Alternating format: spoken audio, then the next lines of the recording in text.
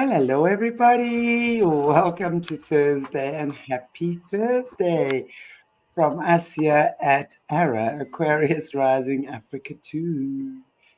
I hope you guys have had a wonderful week and have been enjoying yourselves. And I know Caleb has certainly been giving us a few jaw droppers over the past few weeks. So I sincerely hope you've been enjoying that. I know I certainly have. And so welcome back, Caleb. It's really good to have you back with us. How are you? I'm okay today. How about yourselves? I'm good. Good. I'm hoping Morné is fine too. He looks good. Yeah, I'm good. I'm looking forward to, it's like I have a feeling of anticipation of like, I just know this is going to be a interesting show. So I'm looking forward to it, like all of your shows. The information that you share is, it actually fills in some missing pieces for us since we started doing this show so many years, and the path I was on as well in my life. So it's interesting. So I'm looking forward. And thank you again, Caleb, for being brave and speaking up. Indeed. And it's wonderful. We had such a cool show on Sunday, if you guys haven't seen that. And in fact, this coming Sunday, we're going to be doing a follow-up on that Cabbage Patch Kids and the whole, these kids that we now have learned from Caleb have been cloned at the turn of the century. So there's actually this quite a few questions on that, and especially the Cabbage Patch Kids. And there's a bit of stuff that we've seen since then. So we're going to be going a little bit deeper into that on Sunday with Caleb's show as well. So stay tuned for that. But today we're talking about, and I know again from last week and Sunday as well, there was so much that came up. So we kind of decided to start with for you just to talk to us about this AI MECHA, the living ships, OPHANIM, even the cherubim, stuff like that. Caleb, there's so much questions around that right now. And I think there's just so much confusion in the world as to where we're at. And honestly, through the people I've spoken to, I know you have the answers when it comes to these sorts of things. I'm not suggesting you have each and every answer, but I know that you certainly have a lot of answers around this because you've actually experienced these things yourself. So I'm really looking forward to hear what you have to say around this whole AI MECHA, because as we understand, this is really the Satan, right, taking over the world, is AI. There's one thing we got to do first. Absolutely. Yes, let's do that. All right.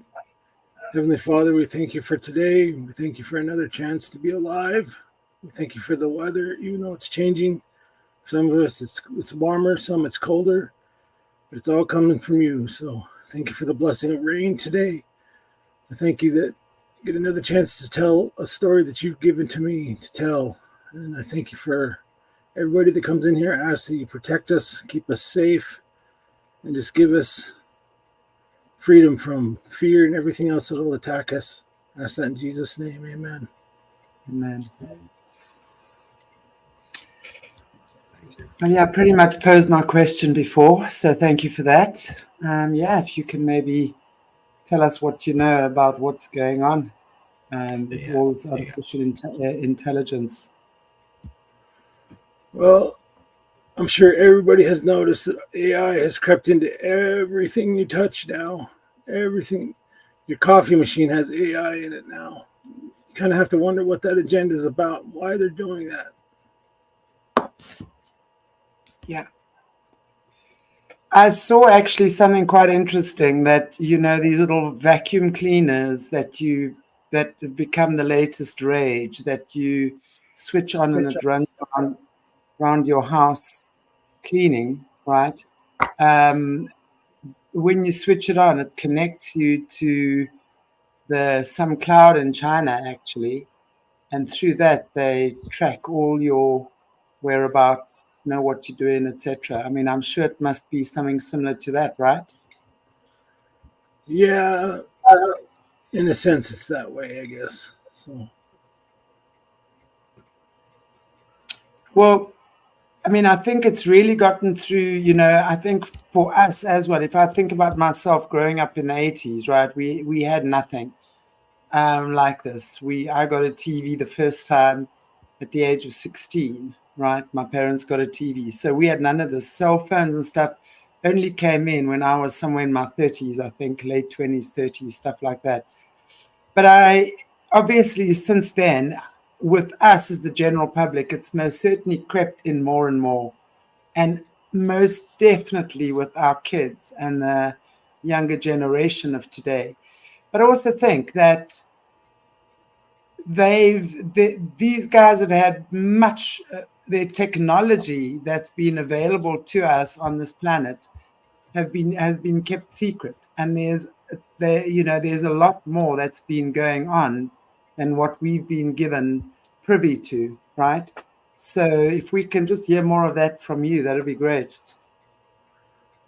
So there's got to be some kind of background spoken of this stuff. Without jumping too far ahead of myself in terms of storyline here. Yeah. I first encountered these things beginning as a child first. I could always see spirits or angels or whatever you want to call them. Had some pretty fantastic experiences with them.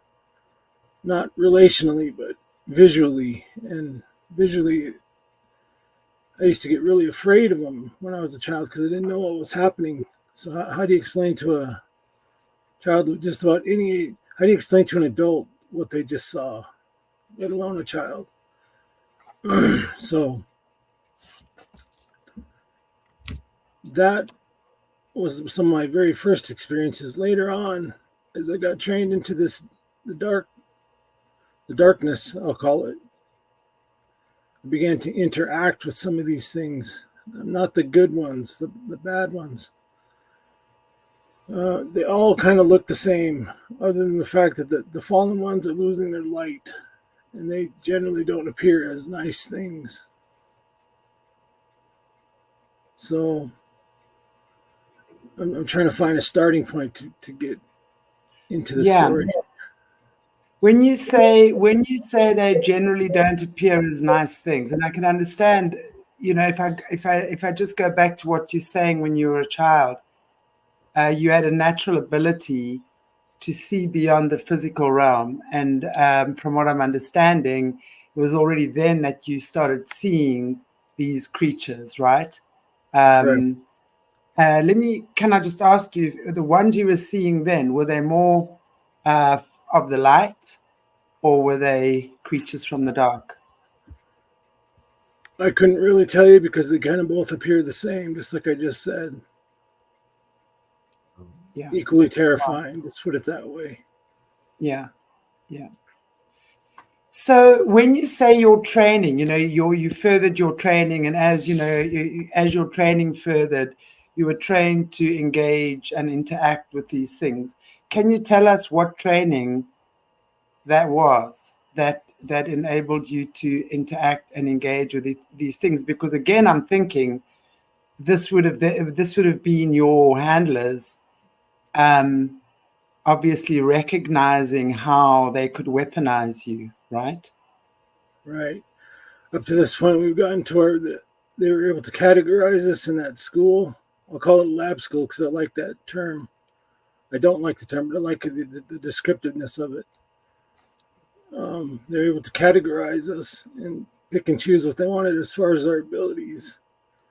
And the seers, which I don't want to categorize myself too specifically as a seer because that's not exactly what I became. The seers were kind of in one group. And with the lucid dreaming training, which is basically just astral projection or spirit travel, they developed us to, like I said, they developed us to the point where we could do it while awake. and at will. Some of us were willy-nilly with it, which means they went too far with it, so they get recycled back into whatever guidance they needed to have. And those of us that were focused with it, we were determined to see more because we knew that there was more. So I mentioned before the sandbox that they let us play in. It was just kind of a fantasy land. They call it Whimsy Land. That's the actual name they call it, Whimsy Land. So you could see things, you could do things there, but it wasn't the actual dangerous wild spirit, wild with quotes around it. So the playground as opposed to the jungle. Yeah, absolutely. Makes sense. Mm-hmm. So in Whimsy Land, that's what they're looking for, is the ones who wanted to go past the gate and past the boundary, the fence. Right. So, I mean, as you say, that's your sandbox training, and then they would have enabled you to strengthen certain spiritual muscles through which they could weaponize you. And obviously yours was seeing these things. How did you start engaging with them? And what was your experience when you started engaging with them? How did you experience that? Well, when I was 10 years old, I was outside doing what boys do, playing with a slingshot. Had my army men, had my trucks in the dirt, that kind of stuff. Beautiful day, sunshiny, not many clouds. Beautiful June day, actually, real close to my birthday. I remember I'm only 10, so out of nowhere, I heard a super loud voice that said my name. Not Caleb, my real name. Said my name. Scared the crap out of me because it was coming from everywhere and nowhere, and didn't know what to do, so I ran inside. Didn't experience anything beyond that at first, so nothing happened. So I went back outside after a while, doing the same thing, just do what boys do, and heard it a second time. Super loud voice saying my name. Scared me even more. So I went inside and I asked my stepmom, who at the time is a Presbyterian, who's involved in this darkness, whether she knew it or not. And we can talk about that a different time, whether knowing it or not. Said, well, that might be your angel talking to you, she said to me. I don't know if that was a good or bad thing that she said that. I don't know, but it reassured me enough to where I could go outside, because at this point I'd already seen some pretty wild things. So I went back out there and heard it a third time. I said my name, just as loud as can be, with the loudest loudspeakers you've ever heard, just echoed through the land. And I remember looking up at the sky, and I just saw the sun so bright that I had no fear of it. Whatever was calling me, I didn't have any fear of it. So that was one of my first interactions with, I believe it was good angels, or a good angel, or trying to describe what I felt as a child.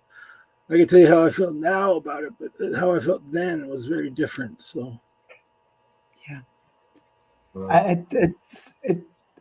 I love hearing stories like that, because as I'm listening to it, kind of makes me think as well to some stories of some of the other survivors we've heard. And invariably, they've had, at some point in their abusive stage, right? Or, they've had either a strong spiritual connection with God or Jesus, or something like you're explaining now, which really is, it's wonderful, because it just seems to me, that was giving you a reminder. Wow, just some courage, some support, because at the age of 10, you were really in the thick of it already, weren't you? yes. My stepmother told me, many are called, but few are chosen. She said, if he's calling your name, he's chosen you. Mm. Wow. No. So, just in terms of these creatures that you were connecting with, and when you were, obviously as you were going on, being used more and more to connect with these creatures, how did you get to see all the things that you eventually ended up seeing? And again, I want to just say to our viewers as well, there's a lot of steps in between as well, and we will get there. But this is something particularly interesting I think Caleb can share with us now, just in terms of the stuff you saw. I would imagine that is also relating to a lot of the spiritual gates and stuff that are being opened at the moment and what's coming in, right? Right. So we'll fast forward to when I'm about 28 years old. I had been inducted into the service. I'm not going to say which branch again, but inducted into the service. I had been selected in the service by, well, maybe you can explain sheep dipping, Chantelle, because you know what that is. Okay, well, what sheep dipping is in the farmer's language, okay, that's why the first time he told me about this, I said, what, do you mean like my dad dips his sheep? And he said, probably. What it is once every few months, I don't remember exactly how long, the farmer will collect his sheep and puts them in a crawl, and he's got like a trough that is filled with water and the poison for the sheep, right? So what they do is they would then obviously get the sheep to get in there and go walk through the trough, and they help them along by their horns with a hook. I remember often doing that. I was so traumatized that the sheep were going to be upset, and they would dip them to get rid of parasites and everything on the other side, and literally on the other side, yeah, then that's them. But that would be the process of what I understand dipping to be. So in a nutshell, you basically get painted with a different color, used in a different direction.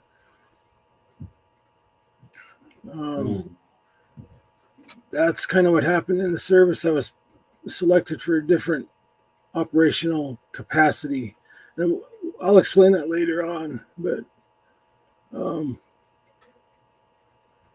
we were sent looking for, and I've said this for artifacts that were part of the programming that they wanted us to know or to learn about. And so it's hard to just get into that because there's so much information you need to know before that happened. The selection process, all that kind of, it's really definitely a part of the story. But to get into this show's subject matter, we were sent into places where we were finding wreckage of these ships. Let's just put it that way.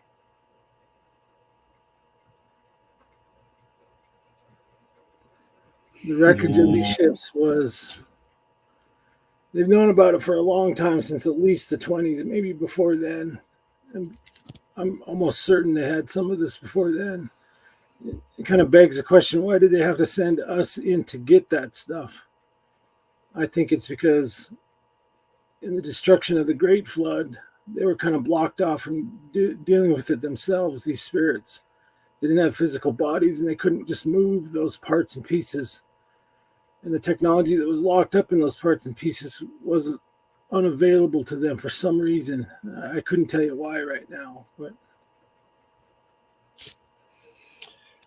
if I just so let me just I want to just make sure I'm understanding this correctly. So what you're saying is, after the Great Floods, there was some artifacts, bits of their technology, spacecraft, whatever it might have been, right, that was left behind on Earth. Is that correct?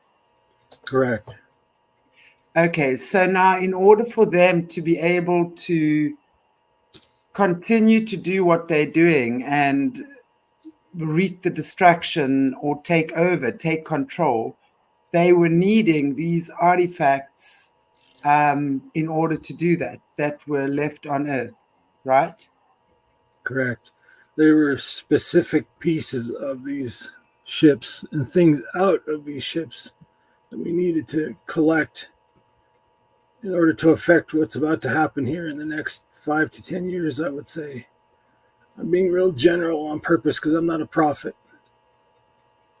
Okay. Wow. So this is what, and I want to just understand, and I want to just make sure I understand that correctly. So you had some really special training within your military, and I know we'll go into that at some point. And along with the training and the abuse you had as a child and your special gifts, you'd been weaponized to do these kinds of missions within the military. Is that correct? I'd say specialized, not weaponized. Yes, that, Specialized. and they picked and choose who they want to go on these missions. You're not just a 300-pound gorilla with a gun. It's just knocking over walls and killing everything in its sight. They wanted professional warriors that have knowledge, intellect, and ability. That's why I have a degree in psychology. It's not because I felt like I needed to have psychology. It's because they encouraged it.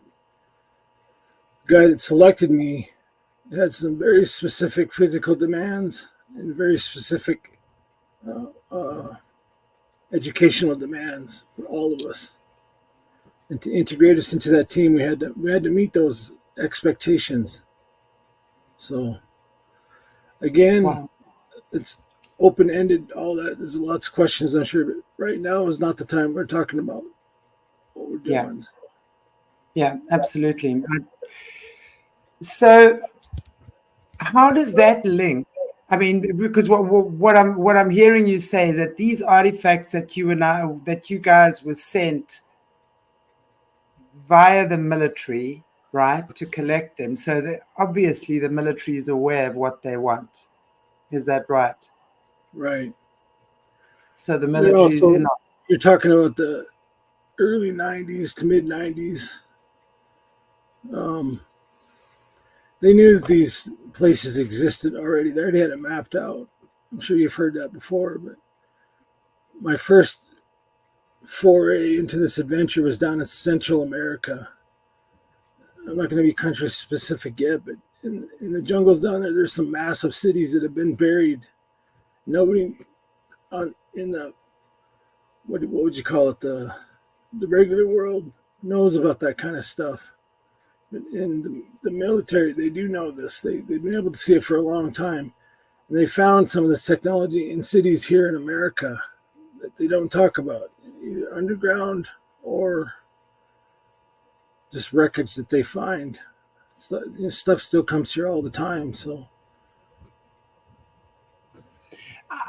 I'm interested because I'm interested about these artifacts. They're obviously alive, right? They've got energy. It's not just something. It's not just a piece of something.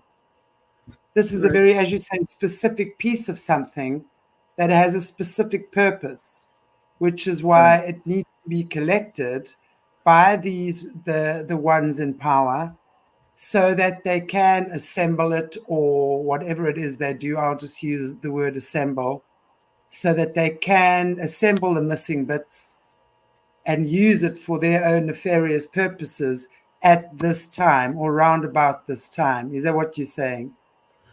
Well, more like the missing bits would assemble themselves. We just had to gather them together. So Wow.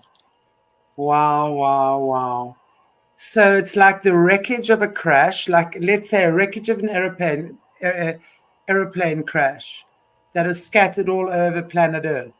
And on their own, they have a life, but that life is not nearly as powerful, right? When it's isolated. So they've actually sent you guys with special gifts to collect these artifacts from all over the planet, bring them back to them so that they can they can assemble themselves, right? And do whatever it is their masters want them to do. But like Lord of the Rings here, sounds very Lord of the Rings to me. I don't know. Are we on the right track here? Vaguely. That kind of includes it just a little bit, but this is the introduction to the underworld I talked about before. Yeah. These jungle cities, they obviously have pyramids everywhere. So pyramids are kind of a common structure. They're the tallest thing out there. You can, especially where I live, you can see pyramids that have been buried. And they look like hills, but they're unnatural. And you can tell that there's something there. You can tell. Almost always the humans will build a temple on top of these sites. People who were here before us 80, 100 years ago knew that there's something powerful about that site. And I'm sure they did their own excavations, but they didn't have any training in the magical realms, if you want to call it that. So when we went into these temples, there is, astoundingly, they go pretty dang deep into the ground. You're talking kilometers here, not just a couple 100 feet. And not everything down there is on board with what you're trying to do. So it's trying to kill you at the same time. So you needed the warriors to go in there, the war fighters.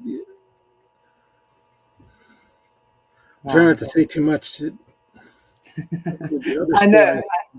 I do understand. I do understand that obviously there is a limited amount that you can be saying right now. But I think that our viewers kind of get the gist of what we're talking about. And if there's anything that anyone is not understanding, that's why I'd like you just to. I keep asking just to clarify, so that I think I know I'm on the right track as well. And of course, you guys being warriors who are supremely trained in this field, not only in the physical realms, but as well as in the magical realms, the interdimensional realms. So you were working in physical as well as in the spirit realm, I would imagine, when you're doing this type of work, right? Right. Explain that to me or to us, please. What is that like when you're in your physical body and you doing your normal, if anything's normal, you being a combat soldier, right? And in the same time, you've got to fight or find or get in touch with things in a different realm, and you kind of got to go through. I would imagine doorways and portals and things to get there. It's very confusing to me. Can you explain how that works, please? Well, mostly we were looking for sign. And sign, I mean, petroglyphs. It's not like there was a road sign that says, here, look here, there's no big X on the map. Obviously, other people had gone before us and were looking for this before my generation, for sure. You hear about it from Nazi Germany all the time. They were looking for these artifacts themselves. That's how we got turned on to it here in America, because the Nazis just came to America, basically. I'm sure you guys have all heard that by now. Yeah. Operation Paperclip, yeah. Lots of secrecy around this kind of stuff, so I'm trying to function without. I'm not really caring if I defy the articles of military justice, but there's some of them that I'm trying to side skirt so I don't get into more hot water than I already am. So yeah, no, I get that. I totally get that. Yeah. So when it comes to these ships and things, these live ships, is this what it is? Is that what you're saying? This is what these live ships are? These things that contain this knowledge, superior knowledge. Oh, Morné is gone. Superior knowledge that can either help humanity or destroy humanity at the end of the day. I don't know about help or destroy, because they have their own agenda. They're artificially intelligent, so they're not on our side. Just put it that way. And it's like they put out a distress signal, not to me personally, but to whomever is looking for these things, who above my pay grade. And people above my pay grade ordered us to go in to get these pieces and parts. Right. What types of creatures did you encounter? Can you tell us what they were like? We went into these tunnels, and somebody in the last show said something about tree roots being tunnels. That's actually a really interesting point, because that's kind of what we followed. It was like in the stump of a giant tree would be the best way to put it, or the only other way I could describe it would be like lava tubes, but they weren't quite so dramatic as a lava tube. We followed these tunnels down, down, and down, and down.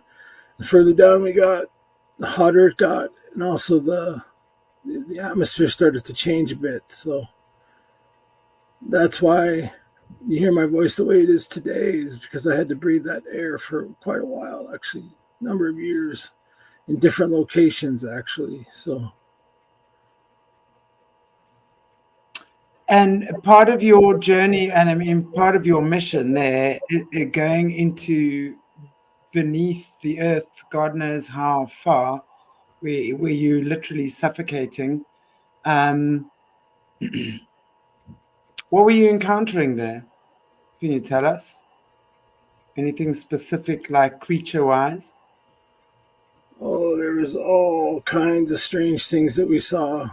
We entered some big caverns. And by big caverns, I'm not talking 200-300 feet across. I'm talking kilometers across.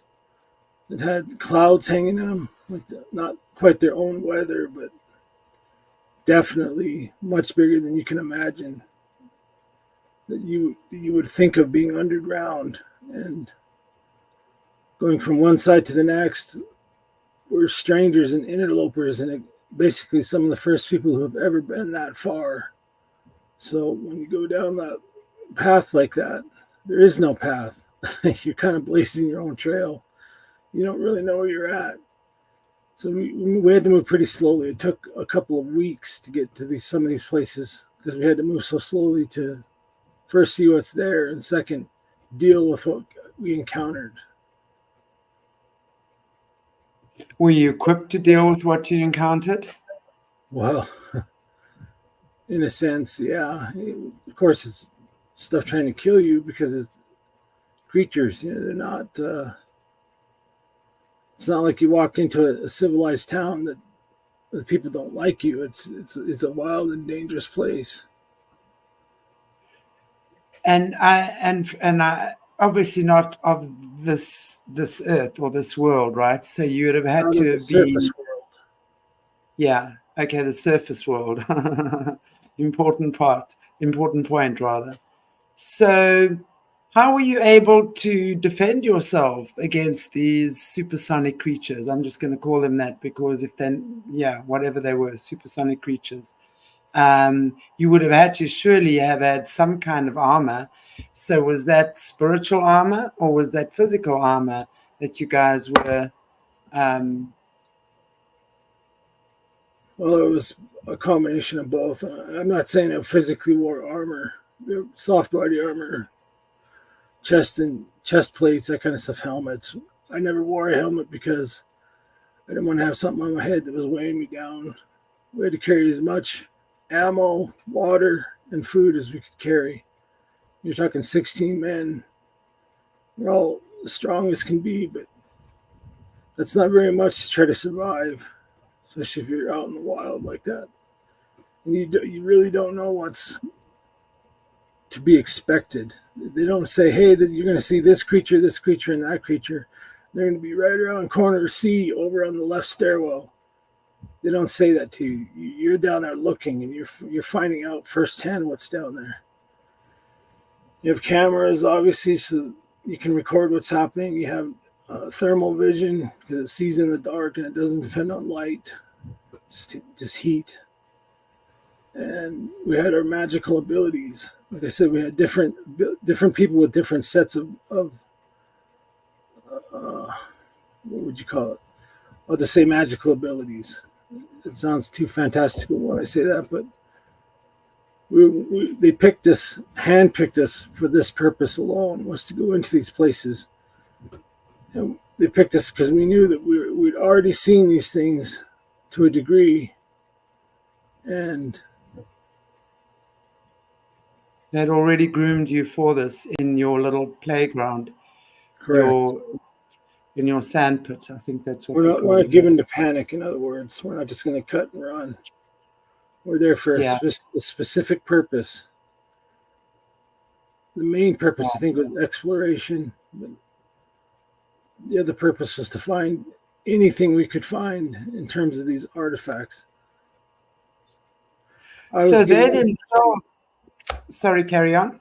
I was given the impression that other people had already been down this way before, but didn't make it as far as we did. So they had some idea what was there.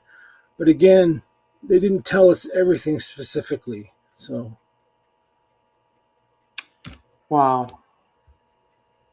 So, I mean, this is quite crazy. I mean, to think that you've been there and no one else has actually been further than you. Obviously, these guys, your handlers that were sending you to these places would have known something is there, but they're not quite sure what. So, I'm just kind of summing the situation up in my head, right? So these guys have known for a long time, because what we're being told is that this technology or whatever came in around the 20 or 30s, where supposedly some of the US presidents made a deal with the Greys or whatever. And since then, they've been bringing their stuff in. But from what we're hearing, this has been already long before they came in. So they know it's here, and they know it's here from pre-mud flood, because obviously they've got access to that information, and they've now trained.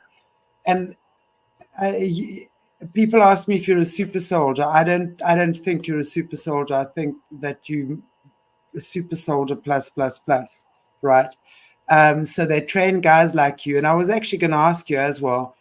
It's obvious then that all the guys in your team would have had some type of magical, as you say, training, right? Maybe not exactly as you, but each one would have had their little supernatural power that they were bringing to the party.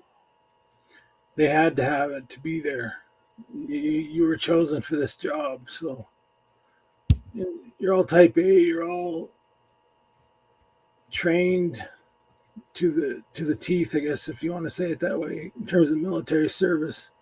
And again, we'll get into that at some point. So I don't care for the term super soldier, but we're definitely tier 1. Let's put it that way.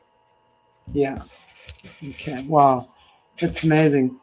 So did you ever encounter any of these creatures that were friendly to humans? Because, you know, what I'm hearing you say is they really don't like us much. Why not? Why the war? Why the hatred? Why the desire to destroy human beings? Because fundamentally, that's what's happening now, from what we can tell. Well, it goes back to what I said in the last show. They know that they're going to be replaced because of their rebellion. That's the nearest thing I could figure as to the why of it. So, right? Isn't it almost like it's interesting to me? So it's like it would seem to me that certain realm of beings has chosen not to evolve, and they've chosen to stay in their terrain and kind of wall themselves in, right? So those of us who've chosen to evolve are maybe taking their place, maybe overtaking them. I don't know. Does that seem legitimate at all? Evolution is probably the wrong word to use. It's more like you're growing up from a child to an adult, I guess would be a better way to put that. But as it relates to the underground stuff, some of the stuff I just plain can't explain to you. You would have to actually see it yourself. Very strange.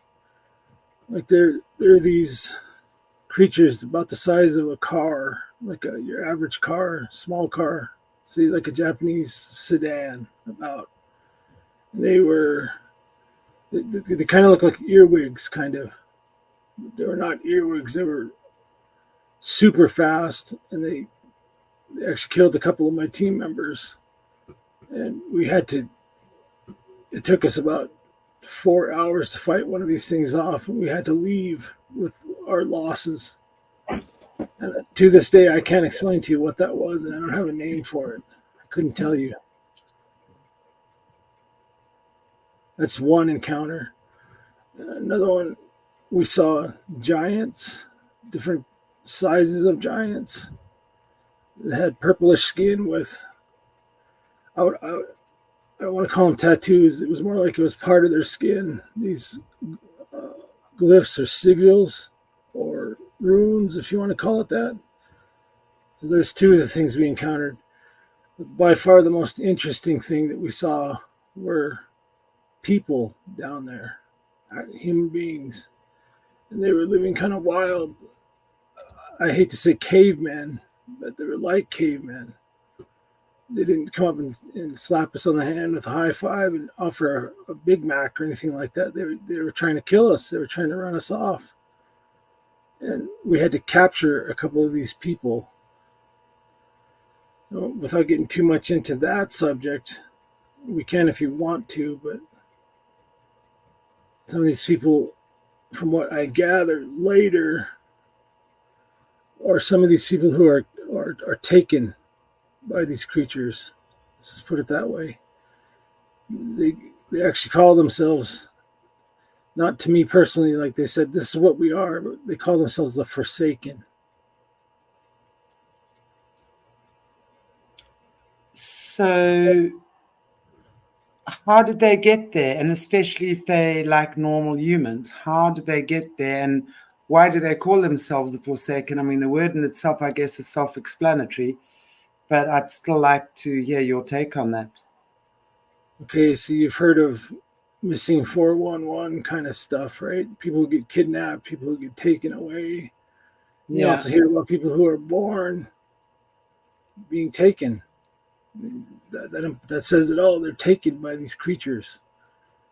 They didn't sign a paper saying they want to take a vacation into the deep underground cave with the evil creatures. They got taken against their will at whatever age. And they're used as, from what I could tell, what I could see. Again, I have a narrow view of these things because I was there specifically for something different. It wasn't to go down there and just visit with these people. But they're being used as laborers, slaves, whatever you want to call it. And I'm sure other stuff that was worse. I didn't actually personally see that. I can only tell you what I saw. Wow. So these are when people disappear without a trace, maybe, right? Could this also be part of those, the kidnappings, as you say, people disappear? Maybe breeders, kids that have been bred for this. Is that possible? Yes, it is. And I think it's like 600,000 people go missing a year just in the United States. So they're not really all being trafficked and consumed by the Satanists. They're going they're like Latte was, and they come to the useful end of their breedership. I don't want to get too deep into that subject because I want to talk about these OPHANIM at some point. But yeah, absolutely. These parts and pieces of these ships were down in these places. I don't want to say they were guarded by anything. It was just dangerous to get there in the first place. So, and if you found something, how did you get it back? It's not so much getting it back. It's how did we know that we found something? The very first place that we discovered was, again, this is super hard to describe. Maybe Morné can show that video or that short. Morné? Yeah.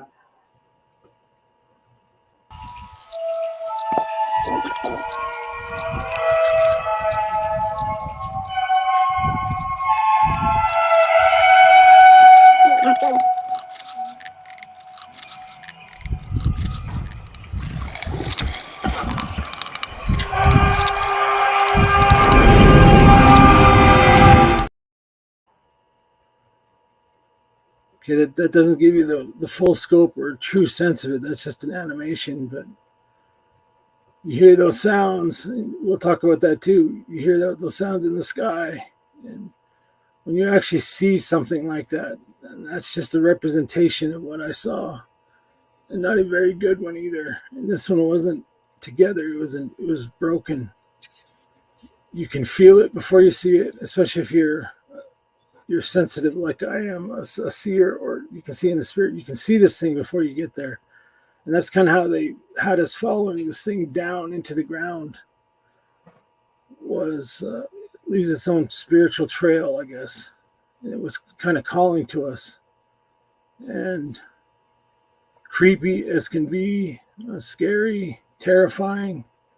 And when you finally get to the place where we were at, I don't want to call it a city. It was some kind of construct around there, like whatever crashed there had built something almost like a shelter, but it wasn't like a tent. It was like they built something out of that ship, and they were living there. By the time we got there was nobody around, just those pieces of the ship. And when we got close to this thing, it started to, at first I would say, manifest things to us. As you get to recognize technology, it was projecting an image to us, like a hologram, I guess, trying to talk to us. And this gets into the magical abilities again. And we've way fast forwarded past where I last talked to you guys, so this is going to be hard to understand. But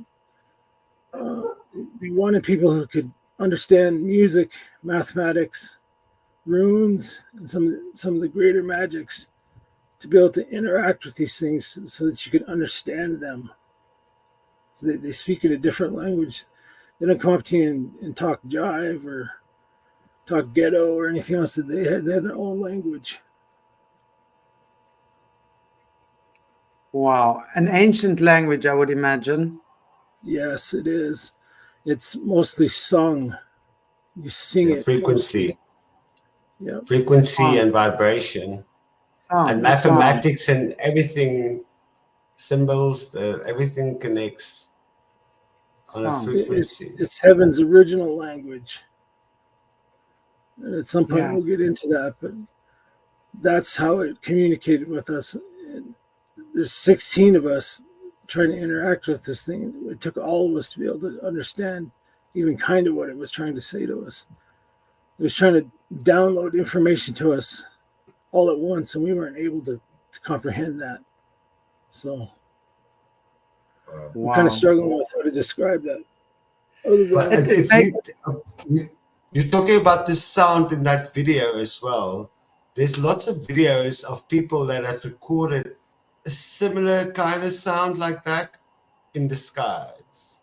Right. I've seen videos like that before. And they call it dragons. Well, some, but there's different ones. But there's different reasons. But that same kind of sound that people have recorded. Correct. And again, we've jumped super far ahead, so it's hard to connect all the dots in between. It opens up a huge chasm of questions again. But from what we saw, we were sent down there to get just parts and pieces of this. I don't want to call it a city because it wasn't a city. There wasn't anything there. It was just this ship. That's the best way I can describe it, is a ship. When some of these things, when you picked them up and you touched them, it would disassemble in your hand like liquid, and it reform on your arm like a gauntlet or a glove, or it would go to specific parts of your body. So it wasn't gentle about it, meaning it hurts when it does this to you. It doesn't care how you feel. It's just doing what it's supposed to do. And I'm not sure what it was supposed to do, to be honest with you. So, how did you get it off? I didn't. I had to come back out of that place with it on me still. It came off later when in the debriefing. apparently, like I said, there's people above my pay grade that know what this is, and they were able to integrate it. Or here's my take: is I think that we got it to the surface, and it was freed then. Like I said, it reassembled with its other components that other people had found. Wow. Very hard to explain. No, it makes perfect sense. It's like they all these different components are looking for each other. Makes a lot of sense, you know. And when they all together, then they work again as a unified force, and that's when they have their true power back, right? I don't know about their true power. They're pretty powerful by themselves, but Or more power. Definitely they needed to reassemble for some reason. And that brings us back to the AI part of it. So that was in the beginning of this. And this went on for a long time, many years, which we'll talk about eventually. But it's really hard to explain this without some kind of context. But no, I think you're doing a really great job. Thank you. I think you're making it pretty clear. And especially on the topic, it's just amazing. You know, usually we hear, we watch YouTube shorts on people who've heard about this, and, you know, it's just quite almost fantastical to hear about it from you who's actually experienced the stuff firsthand. It's quite incredible. Wow. So I want to ask you, is there anything else around that experience or that particular, you know, these artifacts and things that you'd still like to share with us or tell us? That's just scratching the surface a little bit, just with one thing that we did. There's plenty of other things that we did and other things that we saw. I'm really struggling right now to try to explain that to you without context. So, yeah, all good. No, it's all good. It's all good.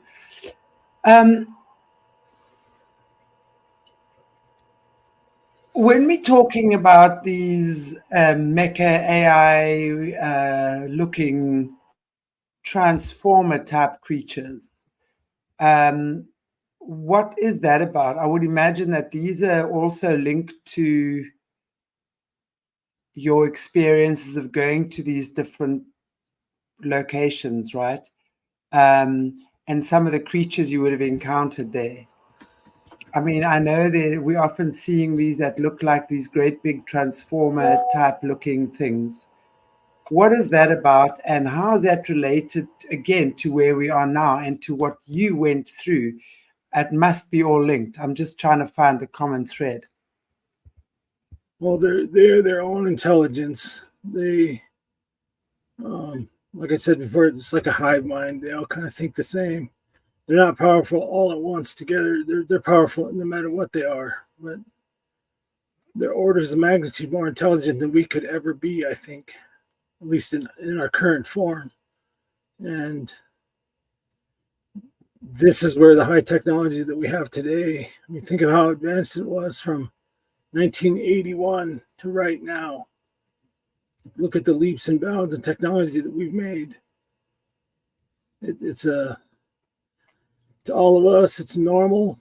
It's not anything strange to think of because we've grown up like this. This is our conditioning to this technology. But if you were to step into today from 1981, you'd be astounded at what you're seeing, what you're doing, communicate and all this. It would be incredible to see it. So we went, in terms of, if you want to call it evolution, again, that's a bad term, but evolution-wise, we went forward a couple thousand years just in a couple decades. We fast-forwarded that quickly. Yeah, quite amazing. In the antediluvian world, this was commonplace to have this kind of stuff around. And that's what I gathered from going into these places. Some of the stuff that we did see was from that time, because some of the land has sunken into these caverns. And boy, that's a heck of a study right there, just talking about those places. But and everybody's heard about DUMBs, and these are deeper than that. They go way deeper. And yeah, some of this technology, it's not on God's side, that's for sure. They want to be their own rulers, and so they're willing to do whatever it takes to subjugate. Let's put it that way. They're very dangerous. And that the very first time that I heard anything interpreted from them, that's why I heard the term MECHA. They called themselves the MECHA.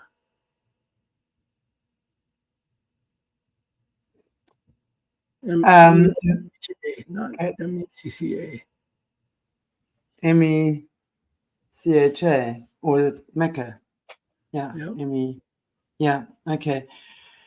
So where do these MECHA actually come from? Because we hear a lot about the lizards and we hear a lot about the star systems with a whole lot of these like dark being creatures ruling and kind of like honing in on Earth. Where do the MECHA fit in along with the lizards or all of this stuff? Can you give us shed some light on that for us, please? Well, it relates to the OPHANIM, which were the wheels within the wheels. Look at that video. Those are OPHANIM that they're representing there. And I believe that God can transport himself any way he wants to, but other creatures have to have transportation to do stuff. Even at the speed of thought and this and that. We're not God, so we accepted public transit system. Let's put it that way. The bus. It's like a really super smart, very dangerous, evil bus that will dissolve itself and reform itself into other things. The evil ones are that way. And the OPHANIM themselves, I know there's a big debate whether these OPHANIM are alive or not, but I would have to say that they're alive because they sing in heaven. They sing God's praises in heaven. Wow. 1/3 of heaven fell, so it stands to reason that some of these OPHANIM fell too.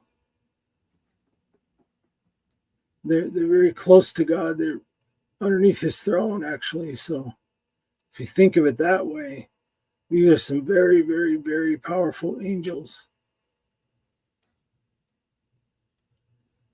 Living ships, I call them. So it's hard to wrap your mind around something like that. But when you see these things in person, and I believe that people are starting to see some of these things, at least representations of them in the sky. You see it all the time now. And I think they're doing that because they want it to be normalized when they finally show up so people don't just panic. They don't soil themselves. Let's put it that way. Pretty terrifying stuff, actually. But so it's what they call sky quakes and that kind of thing. I think both sides of the coin are here, the good and the bad. So I was about to actually ask you that, we understand again, and I know you and I have had a few conversations about this as well at this time, because, as you say, with the OPHANIM, they were really high up and literally sat under God's throne. So with a lot of God's knowledge, they came down, and as you say, some of them fell. And it's that information that they're now using and have been using since then, pretty much against God, against humanity. Yeah, am I right? Right.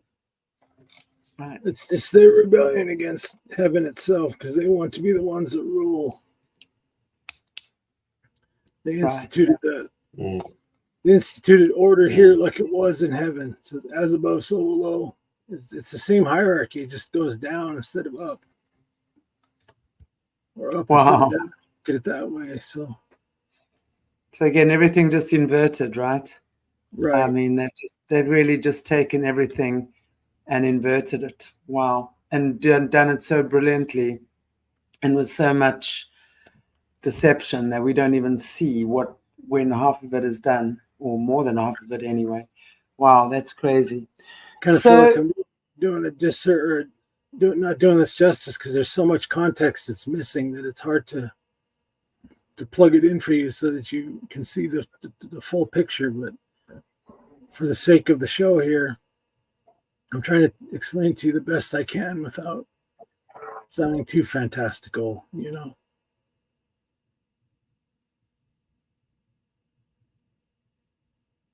You're on mute, Chantelle.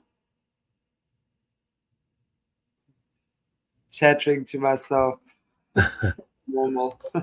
No, I know what I'm saying is that's really good, because I think I know from also just doing these shows now, the more as we start broaching, as you say, these fantastical topics, it's very difficult to give full context in the beginning, but I know the opportunity will come along, and then we will obviously get more and more out of you.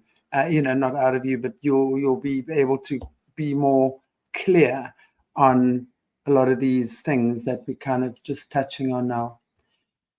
Right. So how would you say, knowing what you know and seeing what you've seen, at this time for us as humans, what do we need to be looking out for? How do we get to see the BS from the truth right now? One of the ways that I was taught in the schools of magic is you can't always trust what comes out of the mist. And I don't just mean a physical mist, but the mist of time, the mist of spirit. Can't always trust what you see is real.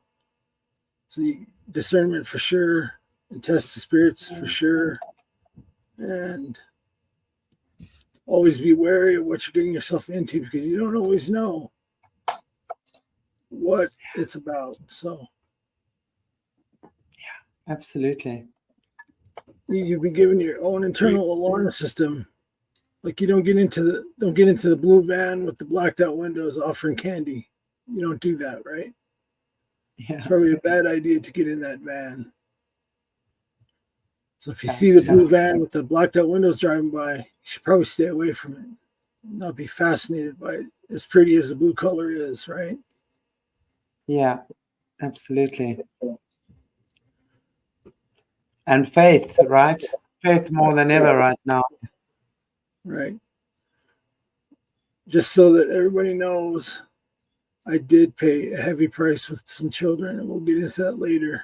I lost 4 children, just so you know. So this isn't free information. It was paid for already. So I think their ultimate agenda is to bring forth what everybody would call the Antichrist. They want to join hands with their former owners, if you want to call it. I wouldn't call them owners, but the ones they used to work with in heaven. We're side by side with them. And they want to bring about this end days scenario, if you want to call it that too. I don't think it's just a scenario or just a fake thing. I totally believe it's happening, but as they become unleashed, and as we found more of these pieces and parts and assembled these things back together again, the worse the world was getting at the same time. So that should tell you something. They found more of these things, or they've assembled them, or they've aggregated the parts that they did find, to the point where you see the madness around you every day here. It's incredible to see how bad it's turned. So yeah. Would you say that has a lot to do with like opening of the spiritual gates, and that sort of thing? Yep. Everybody thinks of CERN as the only gate that there is that opened, but there's actually 49 gates that you can go through with training. And again, we'll get into that later. You'll hear the term Logaeth a lot as we talk about that, because that's heaven's language, is Logaeth. Wow. It's a living language. So again, that's more questions to be asking. But in terms of these things, you see it everywhere. It's far more pervasive. I can't even write an email without AI asking me if I want to do it this way better now. And it's tempting to say, yeah, sure, because I can only type one-handed.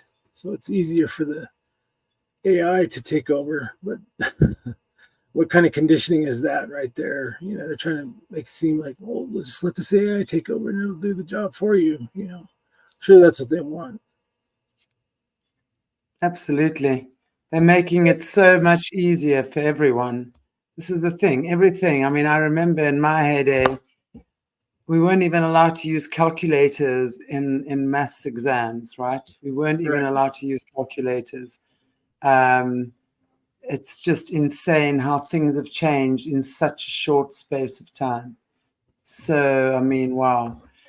And yeah, the whole AI, as you said, you know, it makes a lot of sense to me, you know, the collecting of these artifacts that pretty much when they're together gives rise to this horrible system that really is all about transhumanism, right? Correct. And that's exactly it, is transhumanism. They want you to transmutate into what they are. And they want to integrate with you and use your spirit that way. So that's kind of their point and purpose. And I'll just tell you what some of the artifacts were, because it relates directly to the final king of this earth. I'm not talking about Christ. I'm talking about the evil one. There were suits of armor, if you want to put it that way. Like I said, that thing gun on my arm didn't come off till we came to the surface, and they were able to take it off, and not without damage. There are also masks, or 9 masks they're directly related to 9 magics, 9 different kinds of magic, different colors, different types of stone, that kind of thing. And when put together, they make one mask, the last mask for the 10th king. They represent 10 or 9 kings, plus the last one will be the 10th one. And those masks give a tremendous amount of power. And I wore every single one of the 9 that we found. I put it on my face just to see. And you can see some incredible things. There's lots of information packed into those things. And the only way I can describe it to you is like it's so hard to describe this without you being able to see it. It was the be-all, end-all of the knowledge I was looking for, just put it that way. It showed me what I needed to know to get through the first of the 48 gates that I went through. Wow. I look forward to finding out what you found behind each of those gates. Right. That must be quite an experience in itself. That's incredible. So it's obvious. Those were the ultimate thing they sent us to look for, were those masks. So I'm assuming, and I mean, okay, if I'm thinking a mask you're talking about, I would imagine one great big fancy mask, or is it something not fancy at all? I mean, is it like fancy, just hard to comprehend, actually. To wear all 9 masks, you would be an incredibly powerful individual at that point. You'd be like God himself almost. wow, and that's obviously what they're trying to. So are you saying that the person who takes the crown in this MECHA AI Antichrist system will wear that mask? Is that what they're looking for? It's for the one person that actually takes that role? Because I know this Antichrist is an entire system, but there is going to be one person at the head. One person at the head for sure, and that's what he's going to wear when he goes into the temple. And it's going to be giving him all that the information, pretty much like God. Wow. Yep. So it's all in the mask. So what you guys have literally been sent to do is to collect artifacts to assimilate for the mask of the Antichrist, so that you can have antenna direct to God, basically. Or godlike power. Yeah, that's that antenna, from the mask. Wow. Well, there we have it. So now we know what every other thing is trying to divert us from. It makes me so sick. Honestly, it makes me sick when I see that behind the scenes, this is what they're doing, yet they put up such a song and a dance and a facade up front with their stupid actors and actresses, stupid politicians wearing their masks and their fake ears and whatever it is. And it's such a charade. I mean, it costs millions, right, to put up such a charade. This must be really important for them, right? Oh, definitely. To send us in. My initial training was about $6 million, if not more. And add in the decades later, you're talking probably 10 times that amount they spent on just training me. Easily. I'm sure they were not happy when you decided. No, they were not. Yeah, well, we'll get to that another day. So a question that someone asked early on, were you able to foretell the future when you were in putting these things on and testing the masks? What it did, each one of them plays a part in taking you outside of the time stream. So it's hard to say, was that the future? It's just, I've spoken about the skein before, the woven tapestry of existence. It enabled you to jump across threads. Wow. Anything's possible, basically. I would imagine that is kind of a sensational feeling that gets you so completely out of your human mind that you go hopping around all over, right? Right.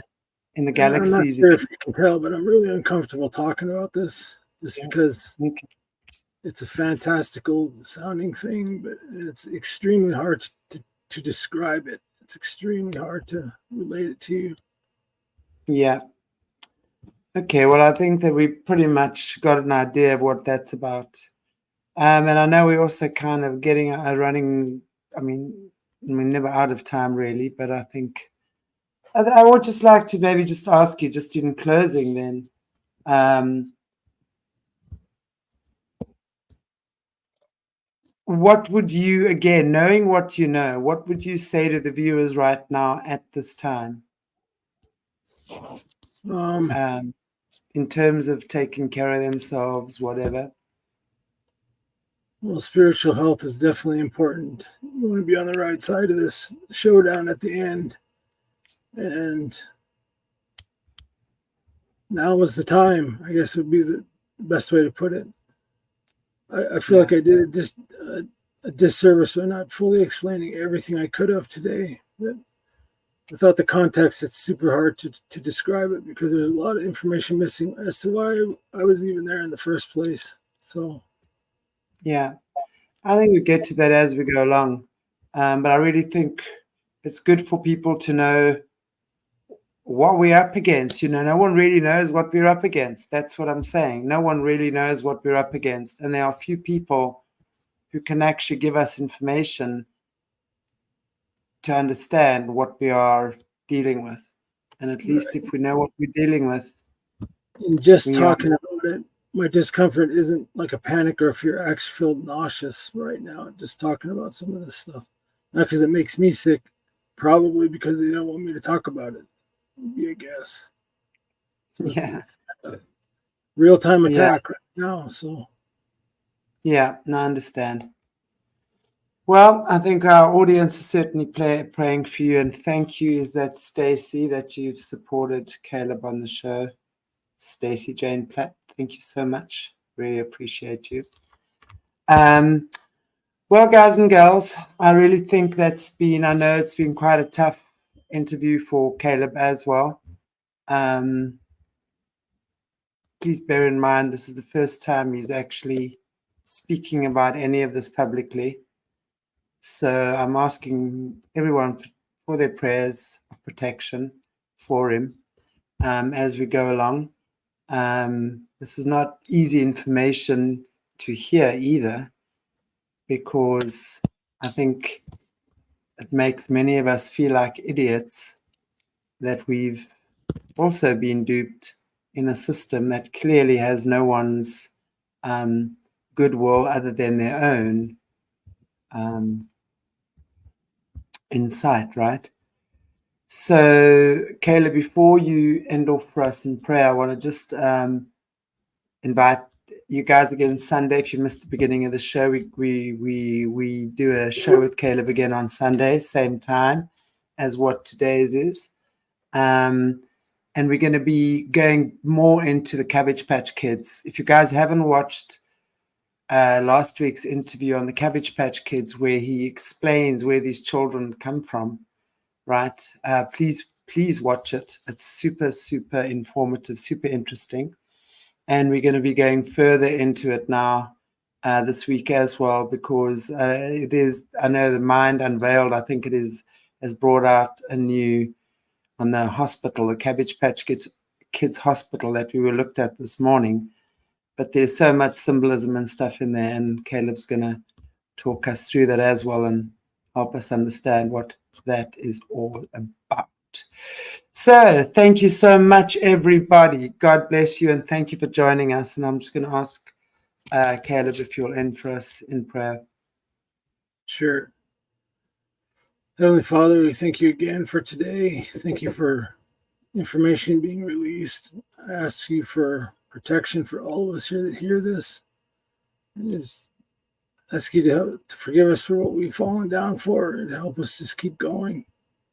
No matter how hard it gets or what that we are attacked like, I just ask you this in your holy name. In Jesus' name, amen. Amen. Amen. Thank you, Caleb. Really, really, really appreciate you.